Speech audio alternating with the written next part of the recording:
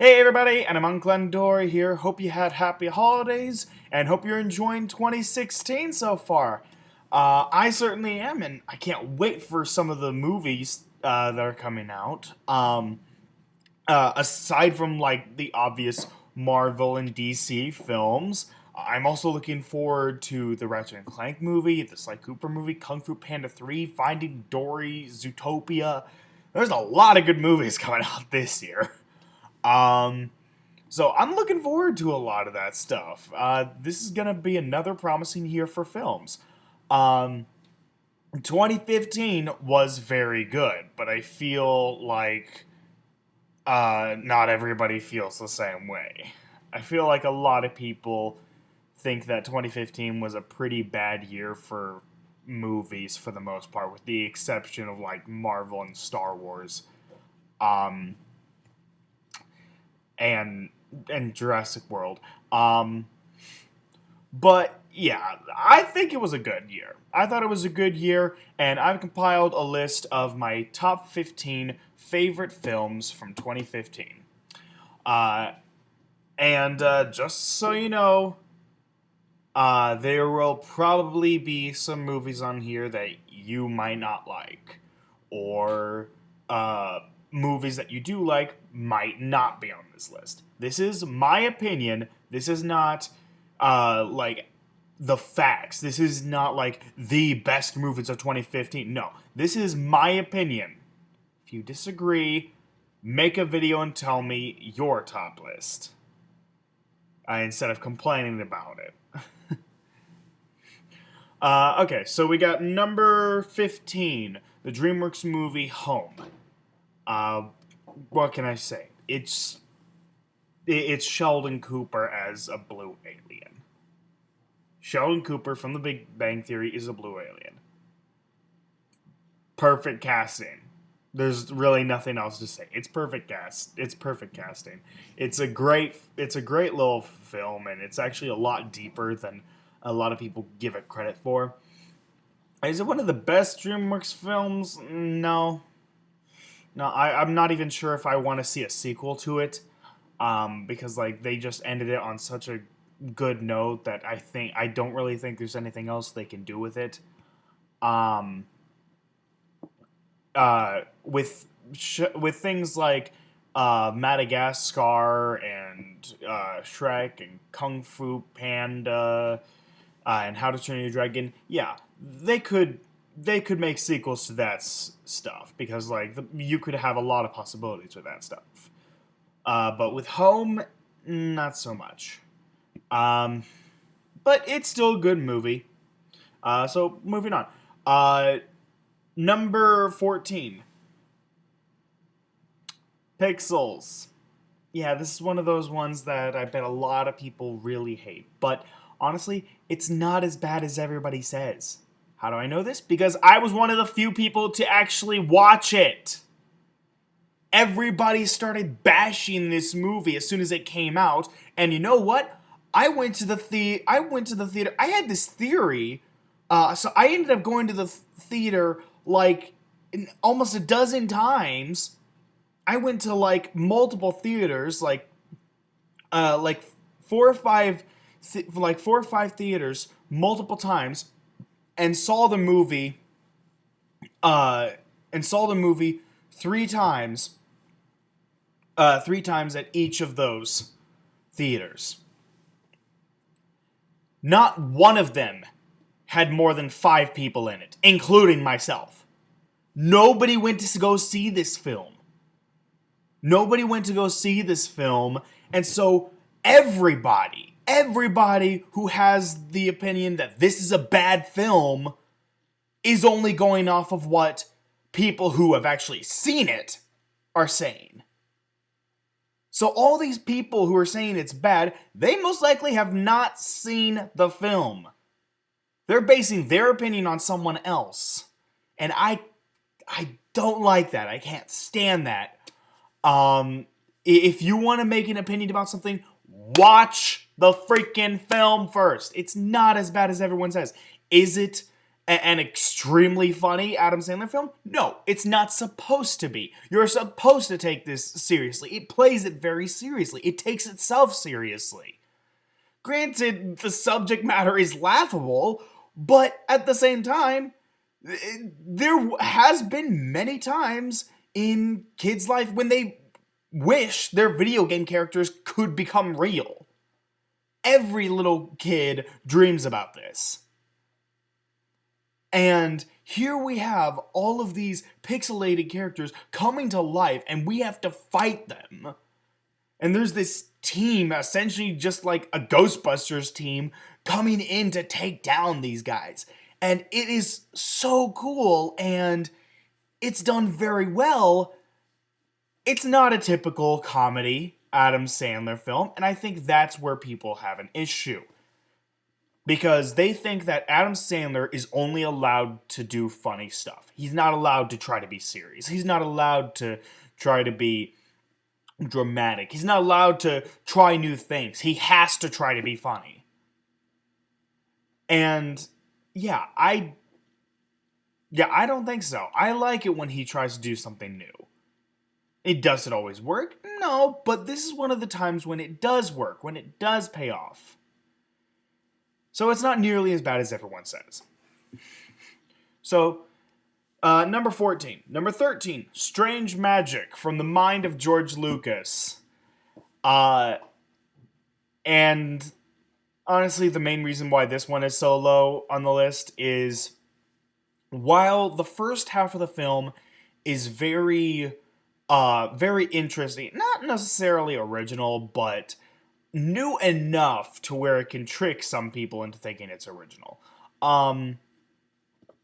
It mixes enough stuff up. It mixes enough stuff up and creates new situations and can trick people into thinking it's original. For the first half. The second half is just Beauty and the Beast.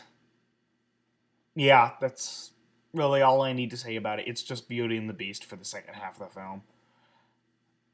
And, yeah. Which, it's still good. It's still entertaining. It's fun to watch. It's fun to watch. The music is good. A lot of these singers, a lot of these actors did really good jobs singing. And,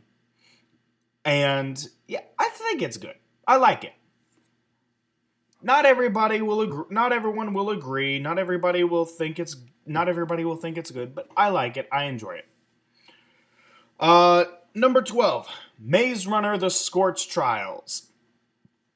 I actually had never seen the first Maze Runner before this year.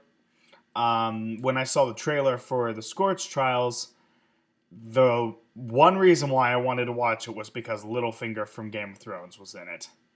And I'm like, I gotta watch the first one. So I went, I bought the first one for like $5 at a store, and got back home, watched it.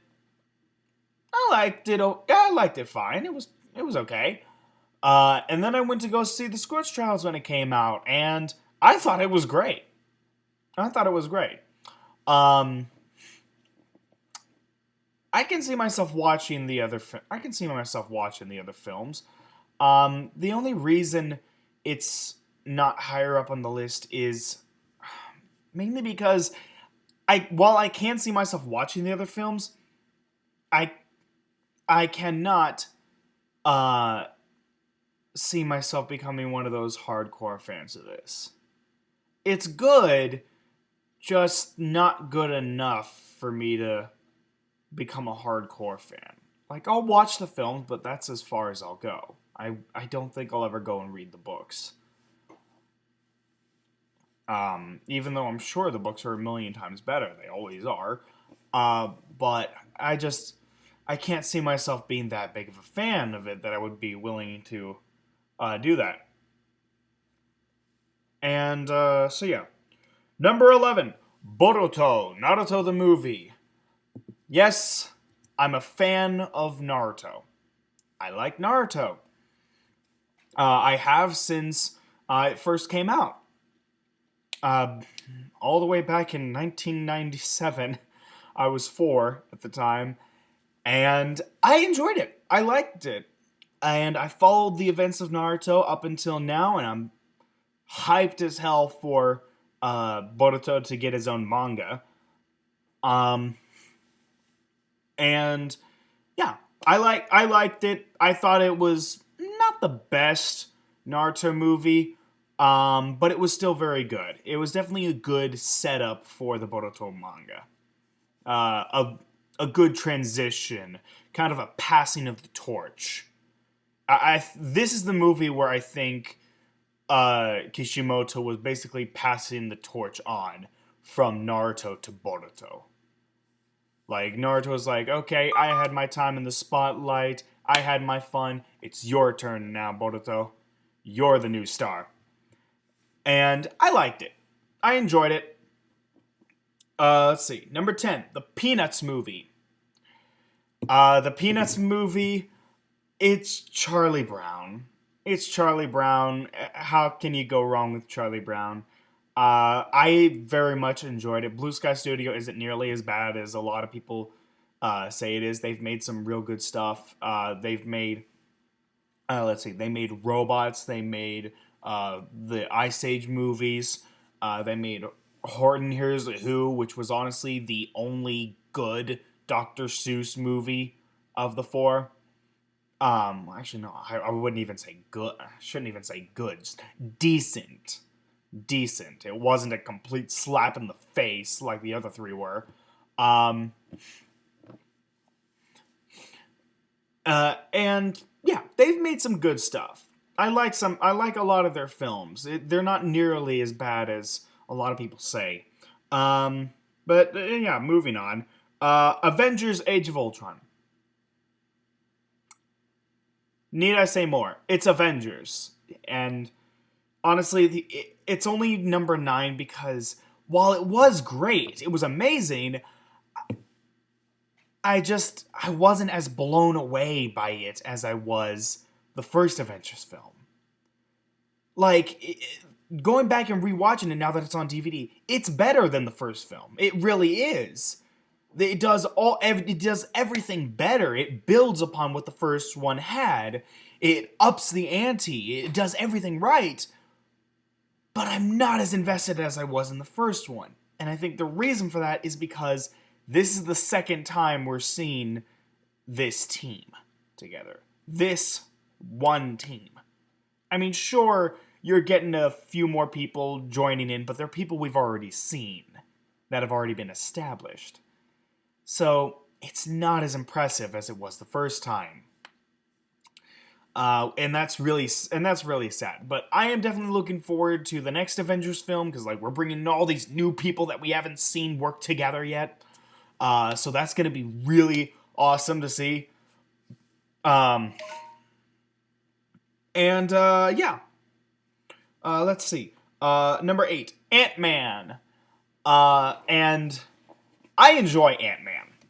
I wasn't a huge fan of the comics, but every time he showed up in the show in any of the shows like Earth's Mightiest Heroes, the Avengers, I was actually invested into his character in that show. I liked his character and I liked the Wasp and like I wanted to see the two of them join the Avengers for so long and it looks like they're finally going to. Um, and yeah, it's a good film. I really enjoy it. And it actually brought me something new. It brought me something I hadn't seen before, which is something that sadly Avengers Age of Ultron couldn't give me. Um, and that really sucks because it is a good film. It's a great film. But yeah. Number 7, Inside Out. Everybody has been talking about Inside Out. What can I say that people haven't already said? It's amazing. I would not be upset at all if this became the new thing. If Inside Out completely overshadows Frozen. I would not be upset at all. I would be giddy as a schoolgirl if that happened. Uh, that would